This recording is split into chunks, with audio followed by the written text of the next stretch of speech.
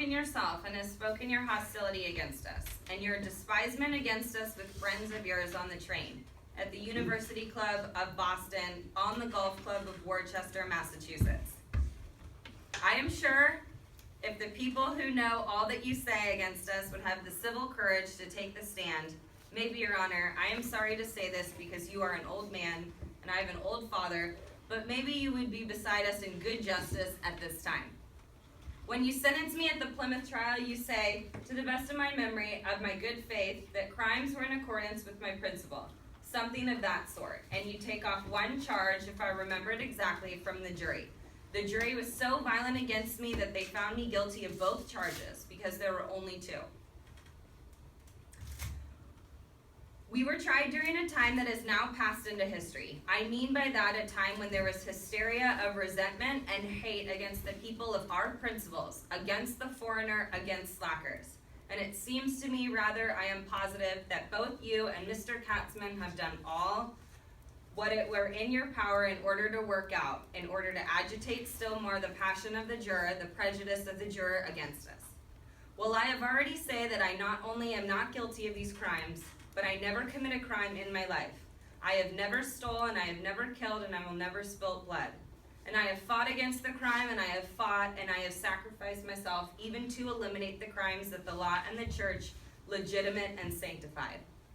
This is what I say, I will not wish to a dog or to a snake, to the most low and misfortunate creature on the earth. I would not wish to any of them what I have had to suffer for things that I am not guilty of. But my conviction is that I have suffered for things that I am guilty of. I have suffered because I am a radical, and indeed I am a radical. I have suffered because I was Italian, and indeed I am an Italian. I have suffered more for my family and for my beloved than for myself. But I am so convinced to be right that if you could execute me 2 times, and if I could be reborn 2 other times, I would live again to do what I have done already. I have finished. Thank you. Okay? So after reading this excerpt, right, what does it reveal about the trial? Yeah? That the judge was prejudiced against them. Good, exactly. The judge was prejudiced against them. He mentions that several times. What else? The jury's prejudiced?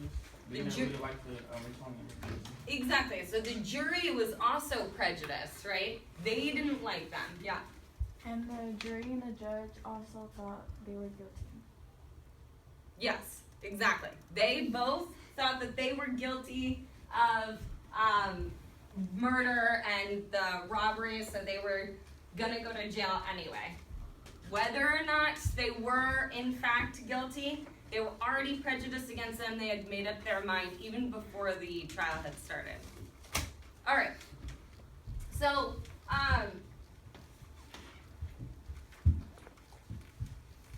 why do you think the jury and the judge didn't like them? What was the reasoning behind that? Why didn't they like them? Yeah. Because they were Italian immigrants. Yeah, they were Italian immigrants. During that time period, immigrants were not looked on favorably. They were poor. They were poor. Poor economic background, including being an immigrant, you were not on anybody's list. Yeah. They were radicals? They were radicals. That's an important point because they were against the government, right?